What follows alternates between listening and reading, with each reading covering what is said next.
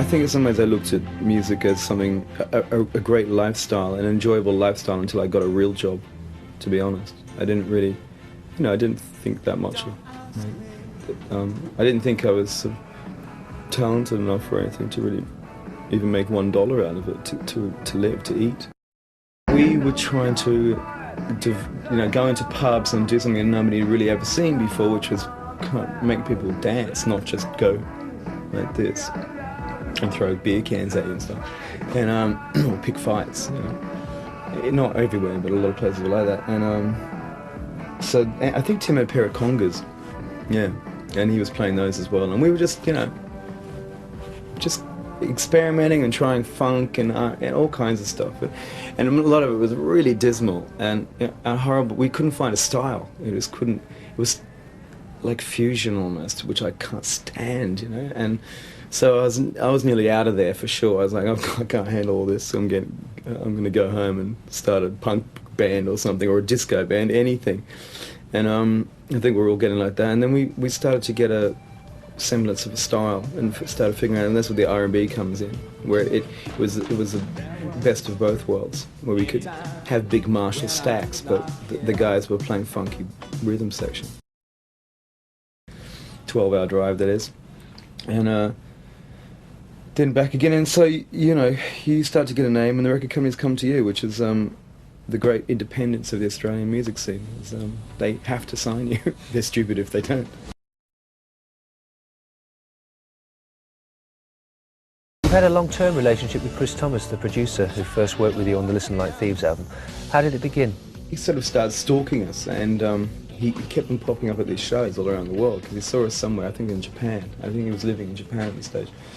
And he kept on turning up, and we got to know him. We became a friend. But he kept on scratching his head saying, how come you don't sound anything like you do on record that you do live? What You Need was your first US Top 20 success. Did you feel it would be a hit when you wrote it? In fact, it wasn't even recorded. It was just sitting around, and he kept on saying, we need one more song that really defines this album, or where you're going. And we kept on listening, and we listened to it again, and thought, okay, let's start working on this. Yeah. It was the last song we recorded, with like hours to spare.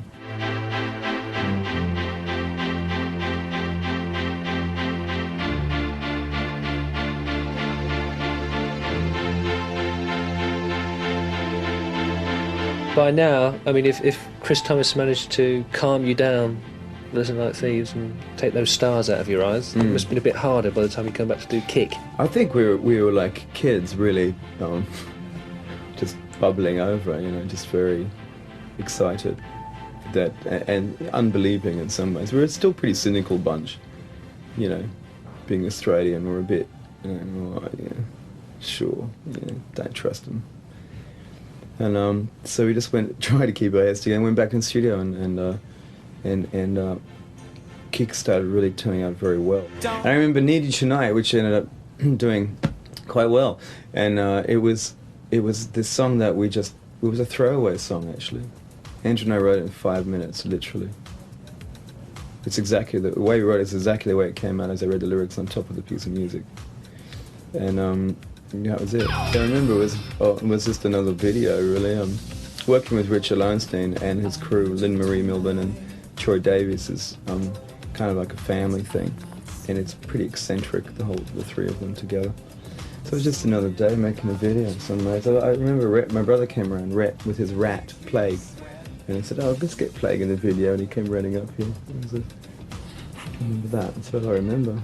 I had to come out of the fantasy of the bedroom fantasy of something that you never believed would happen and probably didn't really want to. Like anybody has, everybody has this, and because I was, very much just the singer in the band, and no one would think, none of us would have thought twice about that, and it's, you got to understand that it's a different scenario, especially being Australian and that kind of thing. It's very egalitarian. And still is, pretty much. So from the fantasy to the reality, that this is actually kind of happening. This is, people keep on, taking bites out of it. The only thing that we could basically rely on is our ability to play live, and we just wanted to bring, you know, I remember we watched AC/DC go around America countless times, and that's really how they broke the States and the rest of the world. And we just thought we'll apply the same method, you know, simple as that. We weren't really, we didn't want to get too entangled in being video kings or something, even though we loved making videos and stuff, but we didn't want to rely on that. We knew that was dangerous. Max Q project, why did you do that? Why did I do that? I did that as, in a perverse reaction to what had happened to the band, to be honest, and to me. And I had a hell of a time. I had a great time doing it. Except I forgot to tell the band I was going to do it. And I'll never forget Andrew calling me and going, "I just saw you on television in your new band.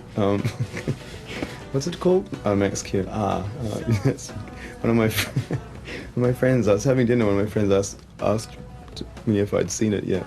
And so it was really like that. It was just this sort of stream of consciousness that turned into an album, you know. I was just thinking and it happened. But anyway, everybody was happy with it, and I just should have told them. We had a year off. I mean, no one's in chains here, you know. There was this pressure to, I think because the leaps we'd made in such a short period of time, once we got going, you know, from especially Listen Like Thieves to Kick, were pretty substantial. So we felt like that. I think we really had to make another one. It turned out well. I mean, it turned out well. It turned out a little sounding to me like we were a little reticent, a little nervous sounding, a little conservative for my taste, you know, or quite a lot for my taste, not so much for others.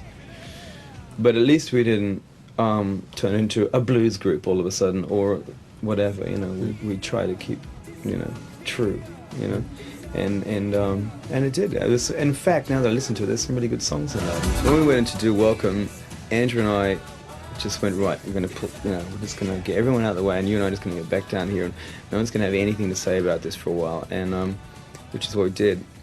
And in some ways, I think it's our best album. It's a much more subtle album in some ways, and it wasn't so sort of pub rocky, you know. It was much more experimental. It was very, very much a studio album. 60-piece orchestras. And yeah, you know, 1, 2, 3, go. You then took the very unusual step. Firstly, you didn't tour that album, no, which is quite unusual for you guys. Why was that? It just went hand in hand with the album. You know, we just wanted to keep it this little capsule by itself, a studio album. Right.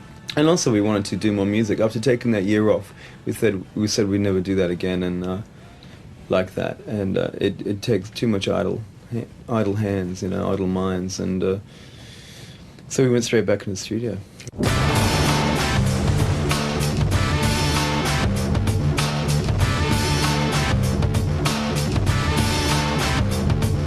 So I really wanted to make a much harder record, you know, sort of the opposite to the Welcome thing, much more experiment in atonals and distortions rather than what Welcome was like.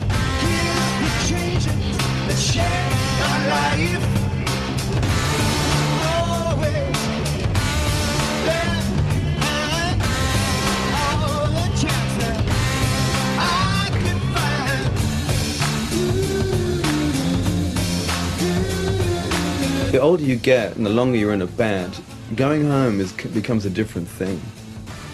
You know, going home, you come back with stuff that people come back into the studio with stuff I have no comprehension of, or why they're saying what they're doing and being the way they are, because they don't follow them around into their lives all day long.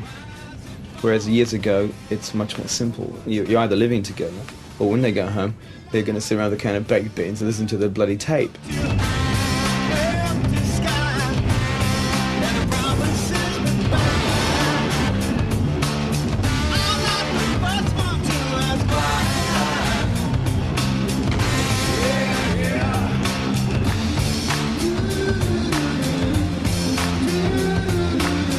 We just decided it can be done, you know. We can go from stadiums down to tiny places, and and it keeps that whole pressure off of where do they go, what do they do, and it becomes more of a mystery, and I love it. I love being in a fairly successful band and playing to 1,000 people at the Academy in New York, and that's it.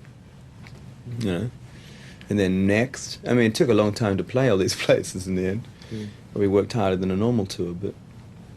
Was it good for you as a band to do, do you think? Yeah, well, I think it was our make or break tour for ourselves. I mean, we took away all the limos and the giant light shows and blah, blah, and the crap, basically.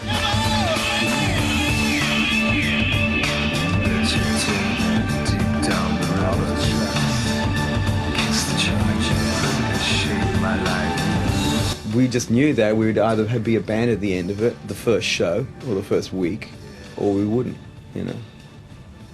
Simple as that. And we were, and we really enjoyed it. And actually, we were grinning and just, yeah, this is great.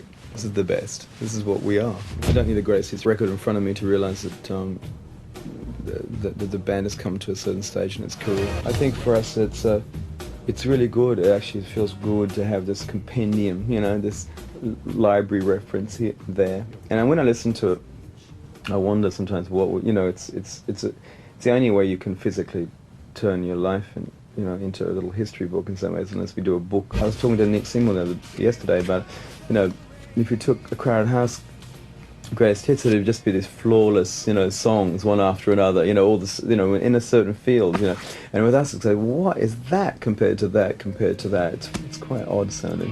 Andrew says the only thing we've got in common is that we're in INXS, which I think is, in some ways, fairly true. And yeah, because I search for reasons why we still like to get in a room together.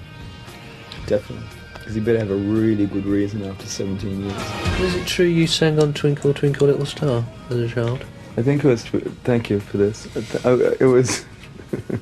it was... yeah, I think it was Twinkle Twinkle Little Star. Yeah. So what was that? Tell the story for us. I also do a great rendition of I Was a Teenage Whore.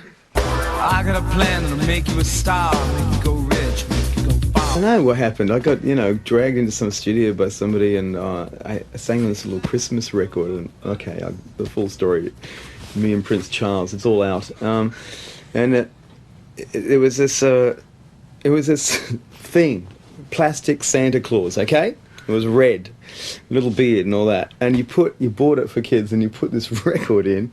I wish I could find one. Anyone out there got one? Please give it to me. Send it to me. I'll pay good money, good dollar. And you stick this record in, and you get instant, me singing really badly, Twinkle Twinkle Little Star. I think it was Twinkle Twinkle Little Star. It's not on the greatest hits. It's not on the greatest hits. No, push for it, man.